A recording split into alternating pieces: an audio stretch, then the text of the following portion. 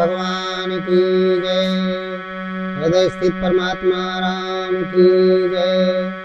गुरु ब्रह्मा गुरुर्विष्णु गुरुर्देवो महेश्वरा। गुरुर साक्षात् परम ब्रह्म तस्मै श्री गुरुवे नमः। ध्यान मूलम गुरुर्मूर्ति पूजा मूलम गुरुपदम। मंत्र मूलम गुरुर्वाक्यम मोक्ष मूलम गुरु कृपा। अखंड मंडलाकारं व्याप्तेन चराचरं तत्पदं दर्शितं येन तस्मै श्री गुरुवे नमः। बोलिए सद्गुरुदेव भगवान की जय। हृदय स्थित परमात्मा राम की जय। बड़ा अच्छा आज का प्रसंग है, आप लोगों के समक्ष लाए हैं। आज का प्रसंग है, मरते समय तुलसीदास जी ने राम का क्या गूढ़ रहस्य बताया शिष्यों को। जब अंत समय था, अंत समय तुलसीदास ने राम का क्या गूढ़ रहस्य बताया। अंत समय या मरते समय संत तुलसीदास जी ने राम का क्या गूढ़ रहस्य बताया। जब लोगों ने उनसे पूछा तो उन्होंने राम का गूढ़ रहस्य बताया। तो मरते समय तुलसीदास ने राम का क्या गूढ़ रहस्य बताया, ये आज का प्रसंग है।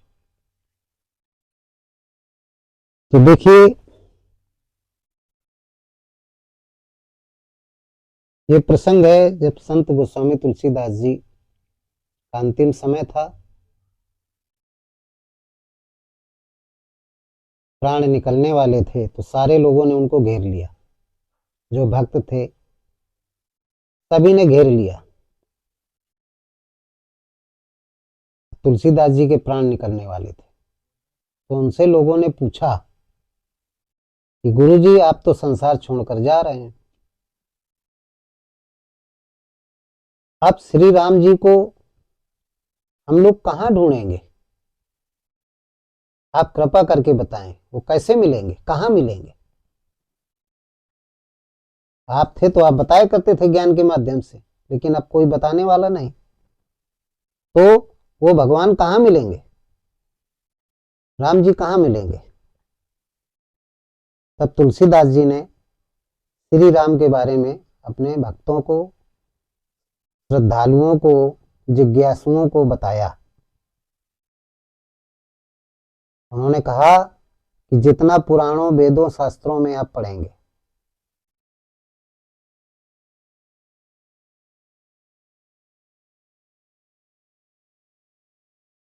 और वहां बताया जाए, जो बताया जा रहा है कि भगवान वहां मिलेंगे, वहां मिलेंगे, वहां कहीं नहीं मिलेंगे।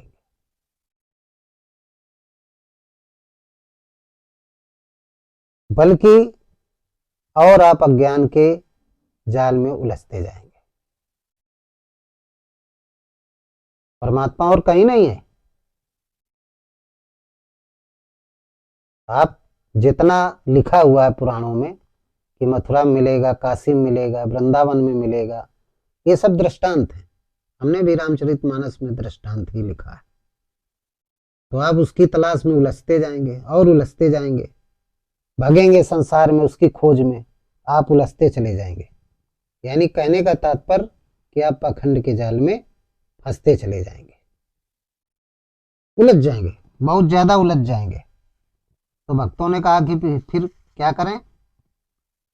तो उन्होंने चौपाई बताया कि जितना आप पाखंडियों के चक्कर में पड़ेंगे कि भगवान यहाँ है, वहां है, वहां है, उतना उलझते जाएंगे। एक मानस में चौपाई लिखा, उन्होंने कहा कि श्रुति पुराण बहु कहे उपाई, अछूटे न अधिक अधिक रुझाई। कि श्रुति पुराण बहु कहे बुझाई, और छूटे न अधिक अधिक रुझाई, छूटे न अधिक अधिक रुझाई। संत गोस्वामी जी ने कहा, श्रुतियों, पुराणों और शास्त्रों में लिखा है और शास्त्रों ने कहा है कि परमात्मा बाहर नहीं है। जितना आप परमात्मा को बाहर ढूंढेंगे उतना आप उलझते चले जाएंगे पाखंड में। श्रुति पुराण बहु कहो बुझाई, छुटे ना अधिक अधिक अर्जाई। छुटे माने वो मिलेगा नहीं, जब बल्कि उलझते चले जाएंगे मकड़ी के जाल की तरीके, और उसी में फंस जाएंगे। पूरा जीवन आपका बर्बाद हो जाएगा, आप नष्ट हो जाएंगे, मृत्यु हो जाएगी, अधोगति में चले जाएंगे, 84 में चले जाएंगे। इस भ्रम रूपी संसार में फंसते चले जाएंगे। इसलिए मेरे प्रिय भक्तों, इस भ्रम को छोड़ करके जो मैं बता रहा हूं उस रास्ते पे चलना।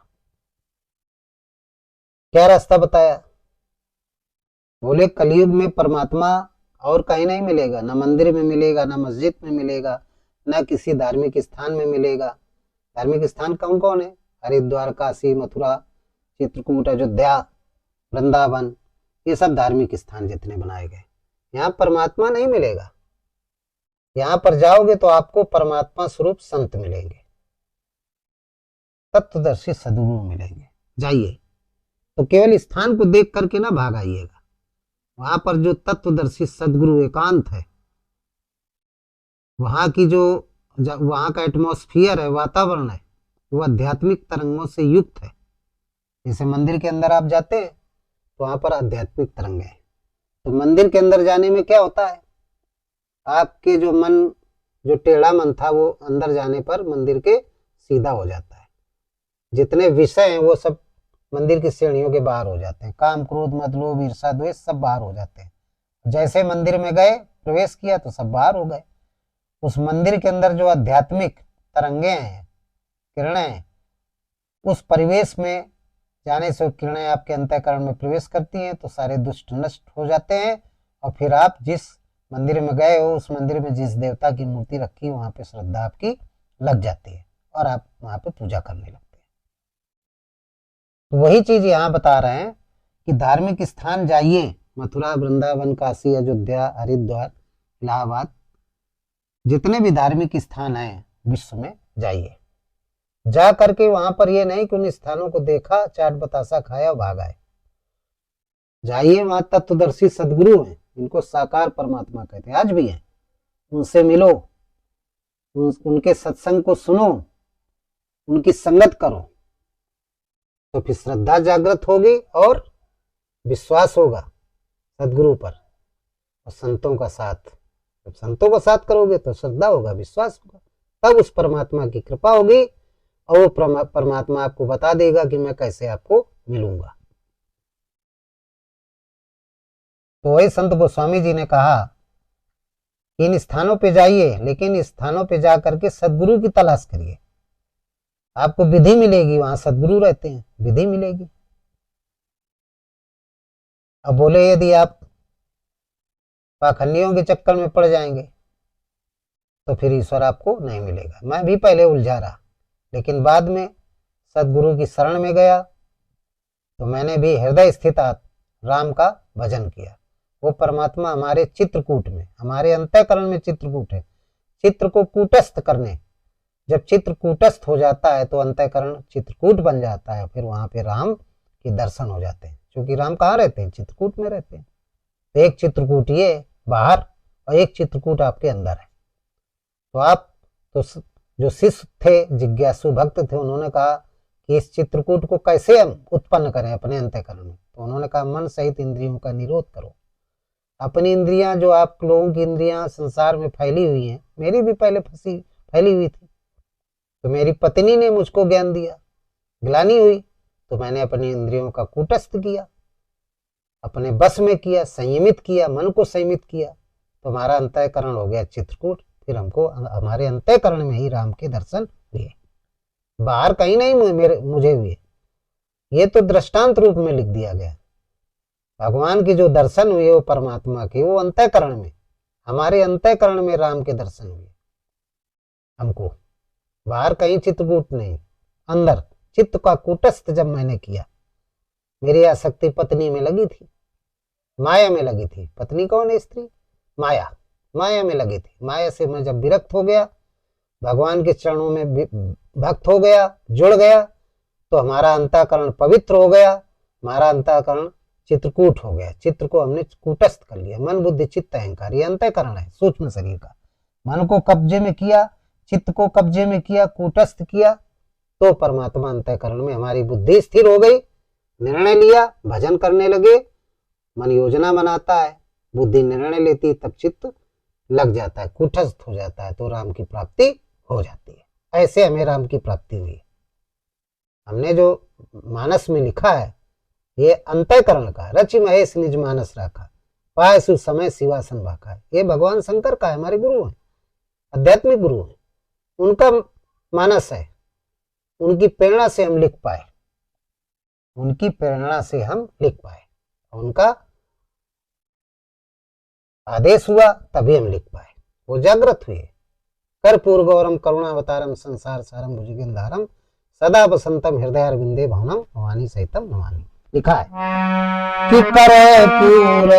जब हमने उनका आह्वान किया इस श्लोक के माध्यम से, तब गुरु की कृपा हुई कि करे पूरे गौरम कि करुणावतारम संसार सारम कि भुजगेंद्रहारम कि सदा वसंतम हृदयारविंदे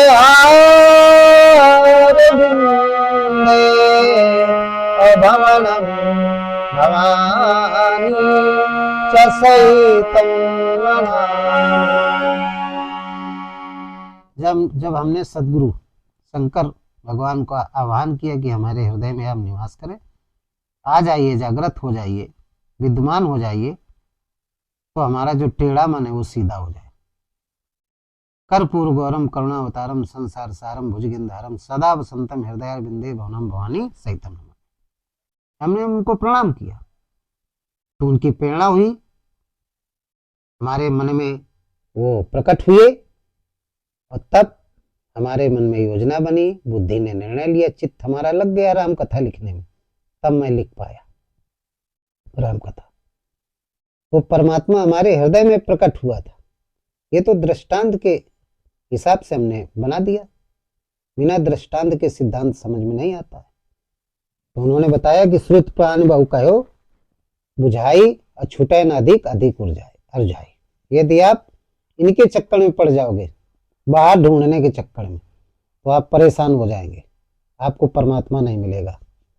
तो जितने शिष्य थे, जिज्ञासु थे, तो बोले वो कहाँ मिलेगा और कैसे मिलेगा, क्या करें? तब गोस्वामी जी ने फिर कहा, क्या कहा? किया तमें अनुभव सुख सुप्रसादा और तब भव मूल वेद भ्रम नासा। किया तमें अनुभव असुख सुप्रसादा और तब भव मूल वेद भ्रम नासा।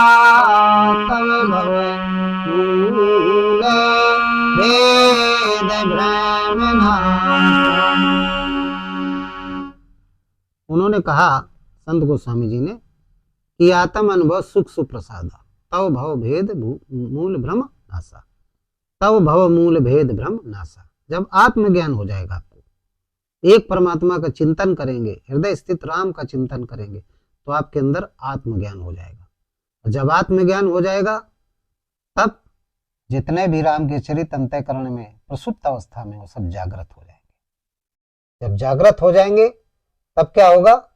सूझे रामचरित मणिमानी गुपुत प्रकट जो जाजे खानी। तब आपको राम का ही चिंतन याद आएगा, राम का ही भजन करेंगे, और कहीं जाने की आवश्यकता नहीं। बाहर हृदय स्थित राम का आप भजन करने लगेंगे, आत्मा जागृत हो जाएगी, आपका मन लगने लगेगा। इसलिए परमात्मा कहीं बाहर नहीं है, परमात्मा सबके अंतःकरण में निवास करता है। हृदय स्थित राम का ही सब लोग जाप करिए, उसका भजन करिए। बाहर कहीं परमात्मा नहीं है, हृदय के अलावा कहीं नहीं है। इसी बात को भगवान कृष्ण ने भी कहा, अर्जुन से कहा था कि ईश्वरा सर्वभूतानां हृदय देशे अर्जुन तिष्ठति ब्राह्म्यान् सर्वभूतानि अंतरारूढ़ान् माया। इसलिए अर्जुन तुम्हें शरणम गच्छ सर्वभावेन भारत तत्प्रसादम परम शांति स्थानम प्राप्स्ये सस्तम। हे अर्जुन, तू उसी की शरण में जा जो सबके हृदय में निवास करता है, लेकिन भ्रम के कारण लोग नहीं जान पाते, भ्रम रूपी यंत्र में बैठ करके उसको ढूंढते रहते हैं। संत कबीर ने भी यही कहा था, कस्तूरी कुंडल बसे मृग ढूंढे बनमाए, ऐसे घट घट राम है दुनिया जाने ना है। उन्होंने भी दर्शाया, सब घट मेरो साइया सुनी सेज न कोय, बलिहारी वो सेज की जा घट प्रकटत हुए। वो सबकी सेज में, सबके इस शरीर के अंदर जो अंतःकरण है, सूक्ष्म शरीर के अंदर, उस अंतःकरण में उसको सतलोक वैकुंठ और उसी को साकेत लोक, उसी को हृदय, उसी को घट कहते हैं, वहाँ निवास करता है। प्रसुप्त अवस्था में रहता है, लेकिन नाम के जप से जागृत हो जाता है। राम जपो या ओम जपो, जागृत हो जाएगा, आपको अनंता रूप में दर्शन देने लगेगा। तो वही संत कबीर ने कहा, आत्मज्ञान बिना नर भटके कोई मथुरा कोई काशी रे, पानी में मीन प्यासी रे मोई सुन सुनी आवे हंसी रे, जैसे मृगा नाप कस्तूरी बन बन फिरत उदासी रे, जाको ध्यान धरें विधि हरिहर मुनिजन सहे सठासी रे, सो तेरे घटमाए विराजे पवन परम पुरुष अविनाशी रे। वो तो परमात्मा जो व्याप्त है, सारे संसार में व्यापक रूप में आपके अंदर बसता है, बस आपको जानने की जरूरत है। जान कब पाएंगे? जब शंकर स्वरूप सदगुरु मिलेगा। यमासितो ही वक्रोप चंद्रा सर्वत्र बंधते, वंदे बोध में नित्यम गुरु शंकर रूप। शंकर स्वरूप जब सदगुरु मिलेगा, और कब मिलेगा? जब श्रद्धा करेंगे हृदय स्थित राम पर, विश्वास करेंगे गुरु पर। भवानी शंकरो बंदे श्रद्धा विश्वास रूप राम याम याम सर्वभूतानि अंतरारूढ़ान् माया। तब वो परमात्मा गुरु की सानिध्य में, गुरु जब विधि बताएगा नाम जप की, तब आप जब जप करने लगेंगे नाम का, वो परमात्मा आपको प्राप्त हो जाएगा। इसलिए तत्वदर्शी सदगुरु की खोज करिए, ऐसा सदगुरु जिसके सत्संग सुनने से, प्रवचन सुनने से आपका टेढ़ा मन सीधा हो जाए, काम क्रोध मदलोभ ईर्षा द्वेष जितने भी मन के अंदर आसुरी वृत्ति है कम होने लगे, समझ लो सदगुरु है। और तभी जब वो ज्ञानी होगा, उसको ज्ञान प्राप्त होगा, गीता का ज्ञान होगा, भगवान की ब्रह्म वाणी है। तो ऐसे परमात्मा का भजन करो, व्यर्थ में आप इधर उधर ना जाओ, और नहीं तो आपको परमात्मा नहीं मिलेगा, वो राम नहीं मिलेगा। हम भी बहुत दिन परेशान रहे, लेकिन जब एक हृदय स्थित राम अपने चित्त को कूटस्थ किया, चित्रकूट बनाया, तो राम जी हमारे अंतःकरण में प्रकट हुए, हमें आत्मबोध हो गया, ज्ञान प्राप्त हो गया, ईश्वर के दर्शन हो गए। तो तुम सब लोग भी एक परमात्मा का चिंतन करो, सब लोग ब्रह्मचारी बन जाओ, सब लोग ब्रह्मचारी। ब्रह्मचारी का मतलब होता है एक ब्रह्म का चिंतन करने वाला ब्रह्मचारी है, चाहे वो शादीशुदा हो और चाहे गैर शादीशुदा हो। यदि एक ब्रह्म का चिंतन करता है तो ब्रह्मचारी है, और एक ब्रह्म का चिंतन नहीं करता, चाहे वो शादी ना करे, कुछ भी ना करे, वो ब्रह्मचारी नहीं है, उसको ब्रह्मचारी नहीं कहा जाता है।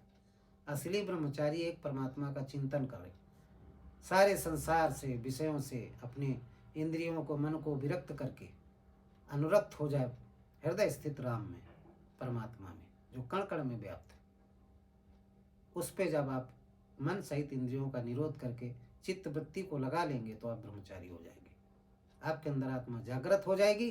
और जब जागृत हो जाएगी, तो जितने भी राम के चरित्र प्रसुप्त अवस्था में अंतःकरण में पड़े हुए हैं, वो सब जागृत हो जाएंगे। जब जागृत हो जाएंगे तो सूझे रामचरित मणिमाणिक, गुप्त प्रकट जो जांजे खानी। जितने खानियों की तरीके, मणियों की तरीके खानों में छुपे हुए हैं, सब जागृत हो जाएंगे। फिर जो जाना है सो देव जनाई, जाना तुम्हें तुम्हें हो जाएगी। फिर क्या होगा? जो इच्छा करियो मन माही, हरि प्रसाद कछु दुर्लभ नहीं, सब कुछ प्राप्त हो जाएगा। तिम सुख संपद विनय बुलाए, धर्मशील पर जाए सुहाए, जिम सरता सागर महु जाई, यद्यपि ताई कामना नहीं। जैसे नदियां सागर में जाती हैं, सागर को कोई इच्छा नहीं होती है कि हमारे में आके मिले, उसी तरीके से संपत्ति, सुख, समृद्धि, ईश्वर सब आपके यहाँ बिना बुलाए, बिना परिश्रम के आएंगे। थोड़े परिश्रम में बहुत कुछ धन इकट्ठा होने लगे। आत्मचिंतन करोगे, भगवान की प्राप्ति हो जाएगी। सारे सद्गुण 26 लक्षण आपके अंदर आ जाएंगे, दुर्गुण सब खत्म हो जाएंगे। आप सच्चिदानंद हो जाएंगे, कारण शरीर में कोई विकार नहीं रह जाएगा, इसलिए आपको मोक्ष मिल जाएगा। ये जीवात्मा जो आपके शरीर के अंदर है, ये इस शरीर को छोड़ करके फिर अन्य शरीरों में नहीं फंसेगी, सीधे परमात्मा में सहज प्रकाश रूप जो सबकर परम प्रकाशित जो ही राम अनादेवत तत्सोई, उस परमात्मा में विलीन हो जाएगी, आपको मोक्ष मिल जाएगा, सच्चित आनंद मिल जाएगा। तो ये गोस्वामी जी ने बताया, इसलिए उन्होंने कहा अन्य के चक्कर में न पड़ो, नहीं फंसते चले जाओगे मकड़ी के जाल में। श्रुत प्रानुभव का उपाय छूटे न अधिक अधिक हो जाए। राम कहीं नहीं मिलेंगे, ना अयोध्या में मिलेंगे, ना कहीं मिलेंगे, राम तो आपके अंदर है।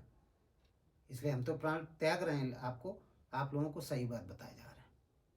रामचरितमानस सबको ही नहीं समझ पाता है, ये भगवान शंकर का है। इसमें अध्यात्म दृष्टांत और सिद्धांत दोनों दिए हुए हैं। तो हृदय स्थित राम का जब भजन करोगे तो ये रामचरितमानस जो हमने लिखा है वो समझ में आएगा, नहीं एक कहानी समझ में आएगी, कुछ समझ में नहीं आएगा। जब राम का चिंतन करोगे तो रामचरितमानस आपके अंदर प्रसुप्त अवस्था में जो पड़ा वो जागृत हो जाएगा। ये दृष्टांत रूपी रामचरितमानस अध्यात्म वाला आपके अंदर है, हर प्राणी के अंदर है, वो जागृत हो जाएगा। जब जागृत हो जाएगा तो फिर आपको सारी बात समझ में आ जाएगी, सारा भ्रम खत्म हो जाएगा, एक परमात्मा का चिंतन करने लगेंगे। ये संत गोस्वामी तुलसीदास जी ने बताई सारी बात, सारे भक्त प्रसन्न हो गए। इसके बाद संत गोस्वामी तुलसीदास जी के प्राण पखेरु हो गए, संसार छोड़ दिया, परमात्मा में उनकी जीवात्मा उस आत्मा में मिल गई, विलुप्त हो गए, सहज स्वरूप प्रकाश में मिल गए, जन्म मृत्यु के चक्कर से हट गए, मोक्ष प्राप्त हो गया उनको। तो इन्हीं शब्दों के साथ ये बात समझ में आ गई होगी, इन्हीं शब्दों के साथ हम इस प्रसंग को समाप्त करते हैं। बोलिए संत गोस्वामी तुलसीदास जी की जय, सतगुरुदेव भगवान की जय, हृदय स्थित राम की जय। सर्वे भवन्ति सुखिनः, सर्वे सन्तु निरामयाः।